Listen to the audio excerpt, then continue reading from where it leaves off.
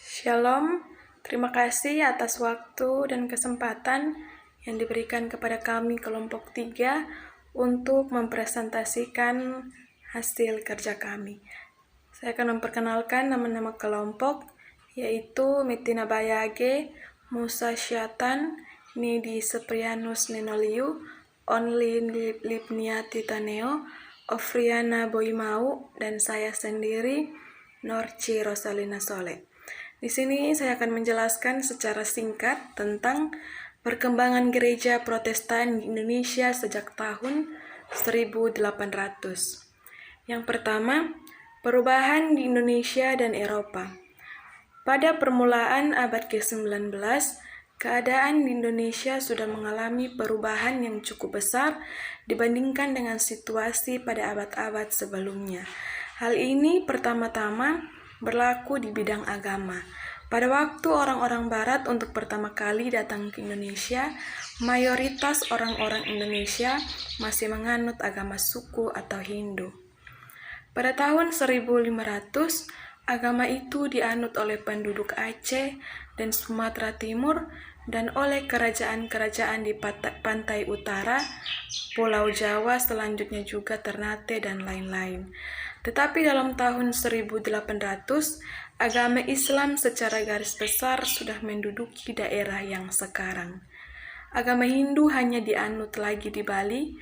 Agama-agama suku masih terdapat di pedalaman Sumatera Utara, Kalimantan, dan Sulawesi, dan di sebagian besar Indonesia Timur.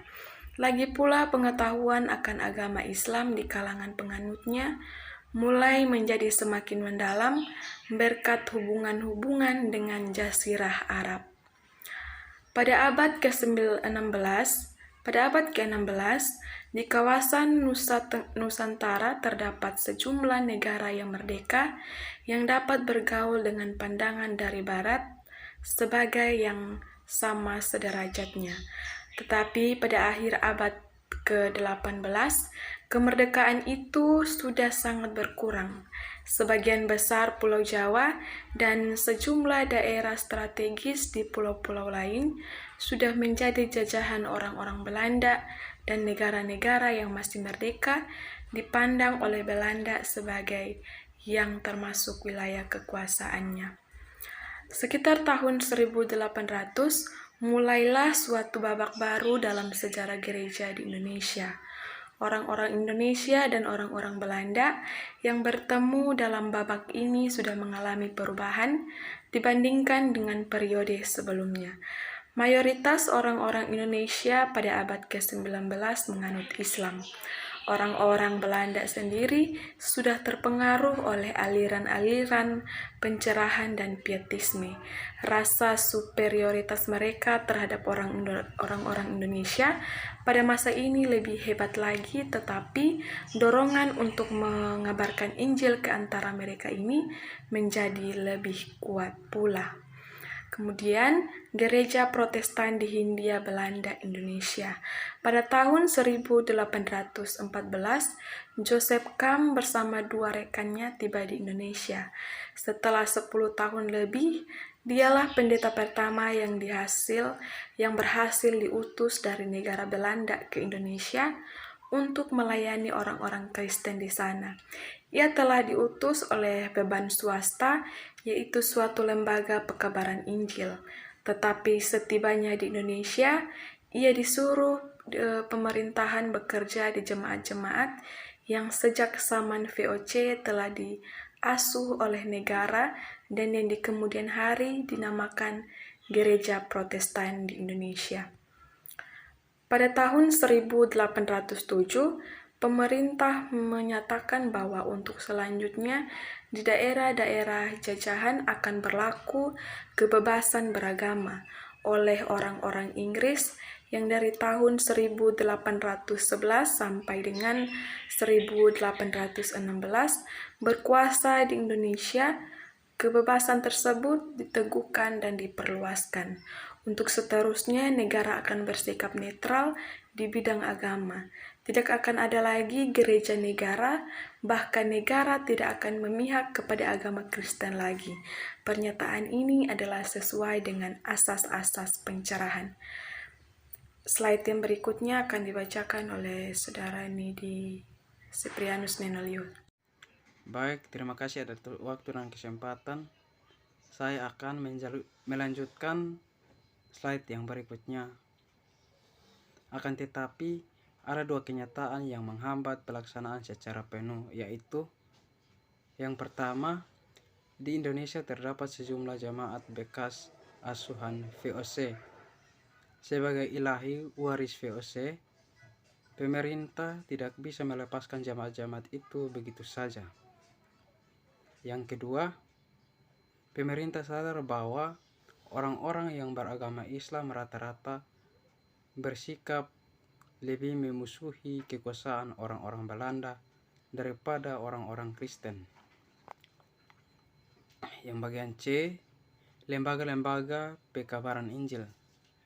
Lembaga-lembaga didirikan dan diurus oleh anggota-anggota jemaat yang sedikit banyak terpengaruh oleh cita-cita pietisme dan revival. Gereja-gereja sendiri belum sadar akan panggilannya di bidang pekabaran Injil.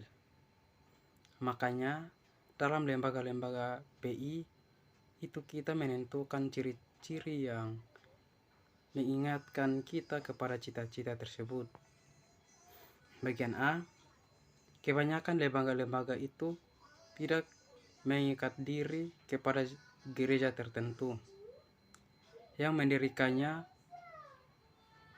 ialah orang-orang Kristen dari berbagai gelombang, dan oleh karena itu mereka tidak mau membawa tata gereja atau ajaran dari gereja tertentu ke daerah-daerah di seberang lautan. Bagian B, utusan-utusan yang akan bekerja di tengah-tengah suku yang belum mempunyai kebudayaan yang tinggi, maksudnya dalam mata orang-orang barat seperti di Indonesia, sebaiknya merupakan orang-orang sederhana. Tidak usah mereka memiliki gelar-gelar akademis. Bagian C, yang diharapkan dari orang-orang kafir yang bertobat dapat dirumuskan sebagai berikut. Kepercayaan hati kepada Tuhan Yesus Kristus sebagai juru selamat ilahi yang bagi kita dan ganti kita telah menanggung dosa-dosa kita di dalam tubuhnya di atas kayu salib, dan cinta kasih yang penuh rasa terima kasih kepada Allah dan sesama manusia sesuai dengan perintah-perintah Injil. Sekitar tahun 1800, gerakan pietisme dan revival menghasilkan sejumlah lembaga. Lembaga-lembaga ini tidak menghiraukan batas-batas gereja maupun nasional. Corak kerohanian mereka tak ubahnya adalah corak pietisme yang menekankan pertobatan perorangan dan yang sikap kritis terhadap ilmu duniawi. Namun demikian, ternyata lembaga-lembaga itu peka terhadap rasa superioritas orang-orang barat terhadap bangsa-bangsa non-barat. Bagian D, Protestan di Maluku tahun 1800 sampai 1864. Mulai dari tahun-tahun 1790-an sampai sekitar tahun 1820, Ambon dan Kepulauan Maluku berada dalam keadaan yang tidak menentu. Ketika orang-orang Belanda kembali tahun 1817, mereka langsung mulai lagi membebankan bermacam-macam kewajiban kepada rakyat, dan hal itu turut menyebabkan pemberontakan yang hebat di Saparau. Sekitar tahun 1800, hubungan gereja di Maluku dengan dunia luar terputus untuk sementara waktu. Di Maluku Tengah, kehidupan gerejani berlangsung terus di bawah pimpinan para guru menurut corak yang berlaku sejak abad ke-17. Di wilayah-wilayah luar, jemaat-jemaat semakin lemah atau malah menghilang. Mulai tahun 813, tenaga-tenaga baru membawa kekristenan gaya baru ke Maluku. Bagian E, gereja di Minasaha sampai penyerahannya kepada GPI pada tahun 1800 sampai tahun 1880. Dalam tahun 1780-an, orang-orang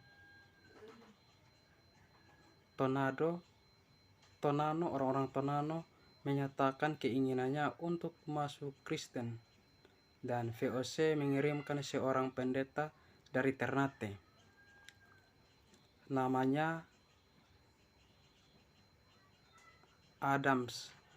Akan tetapi sesudah beberapa waktu, pendeta ini dipanggil kembali karena besar mulut dan tidak taat. Sebab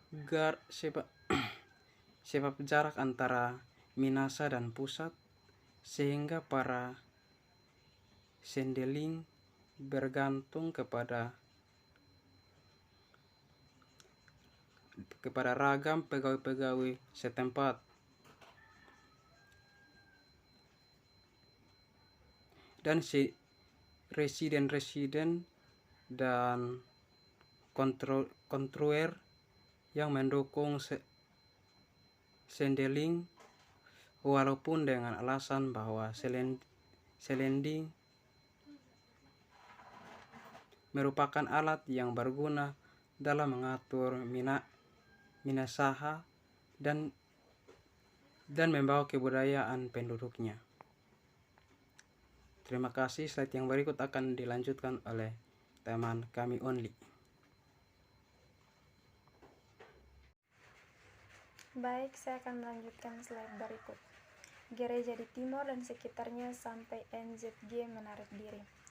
Pedalaman Timor belum mengalami pengaruh Belanda secara politis dan ekonomis, juga tidak secara agamani, tetapi dari sudut ekonomi, pulau-pulau itu bahkan hampir tidak ada artinya bagi Belanda, lain sekali daripada Maluku dan Minahasa. Tetapi pekerjaan di Timor berbeda sekali dengan yang di Minahasa, karena para sendeling tidak berhasil memasuki dunia orang Timor asli yang beragama suku, dan pekerjaan di jemaat-jemaat yang sudah berdiri sejak zaman VOC pun berjalan tersendat-sendat. Dalam kehidupan jemaat-jemaat itu, tradisi zaman VOC belum berhasil diganti dengan pola sendeling baru. G. Pekabaran Injil di Kalimantan Selatan sampai Perang Hidayah. Di wilayah Kalimantan Selatan terdapat dua golongan penduduk. Di daerah pesisir tinggal orang-orang yang disebut orang-orang Melayu. Mereka ini berbahasa Melayu dan menganut agama Islam. Secara politis, wilayah orang-orang Melayu ini merupakan Kesultanan Banjarmasin sampai tahun 1860. Tahun 1859 itu sedikit berakar di bumi Kalimantan kalau kita menyatakan kekecewaannya karena iman Kristen masih begitu persoalannya dari sudut orang-orang Dayak. Barangkali kita harus mengatakan karena berbagai sebab Injil belum berhasil dibentangkan di hadapan mereka sedemikian rupa hingga mereka dapat menerimanya dan menjadikannya milik mereka sendiri. H. Jemaat-jemaat di Jawa sampai saat pimpinan diambil oleh selending. Sejak abad ke-18, sebagian besar Pulau Jawa dikuasai oleh orang-orang Belanda secara langsung. Setelah VOC bubar, sampai tahun-tahun 1820-an, keadaan politis adalah tidak tetap. Pemerintah Belanda yang mengganti VOC diusir oleh orang-orang Inggris, tetapi 5 tahun kemudian orang-orang Belanda kembali lagi. Dalam abad ke-16, pedalaman Jawa sudah diislamkan. Di ujung timur pulau itu, agama Hindu masih bertahan sampai sekitar tahun 1770. Tetapi Kompeni mengusir orang-orang Bali dari sana. sehingga daerah itu pun dimenangkan bagi Islam. Namun demikian, di tengah-tengah masyarakat Jawa, Islam itu corak berpikir dari zaman sebelum kedatangan orang Jawa, khususnya di desa-desa, tetapi diatur oleh adat. Gereja Katolik Roma sampai masuk Serikat Yesus. Dalam abad ke-17 dan ke-18, secara resmi tidak ada gereja Katolik Roma di wilayah VOC. Tetapi karena di Nenderal sendiri, sekitar 40% penduduk tetap beragama RK, maka di antara orang-orang yang datang dari Eropa, selalu terdapat orang Katolik juga. Pada tahun 1830-an juga ada dua usaha untuk memulai karya misi di Nias. Tetapi tenaga misionari yang mulai bekerja di sana adalah orang-orang Prancis yang dikirim dari Muang Thai. Pada tahun 1835, pemerintah Hindia Belanda menyatakan tidak mengizinkan tenaga misi asing untuk bekerja di Hindia Belanda. Seorang imam berkebangsaan Belanda yang pada tahun 1854 menetap di Nias meninggal setelah waktu yang singkat. Berbagai usaha untuk menambah jumlah tenaga dengan menarik imam-imam praja dari Belanda tidak berhasil. Lalu timbullah rencana untuk meminta sebuah ordo agar mengambil oper pekerjaan di Hindia Belanda. Setelah beberapa ordo menolak, Serikat Yesus menyatakan kesediaannya. Pada tahun 1859, pater-pater Yesuit pertama mendarat, dan mulai waktu itu merekalah yang mengemban sebagian besar pekerjaan baik dalam paroki-paroki maupun sebagai misionaris dalam arti yang sebenarnya. Di samping mereka, mulai tahun 1856, suster-suster Ursulin mendirikan jaringan sekolah-sekolah Katolik. Berkat pertambahan tenaga itu, dalam tahun-tahun 1860-an di beberapa daerah pekerjaan misi bisa dimulai. Demikian presentasi kami dari kelompok 3. Terima kasih. Shalom. Tuhan Yesus memberkati.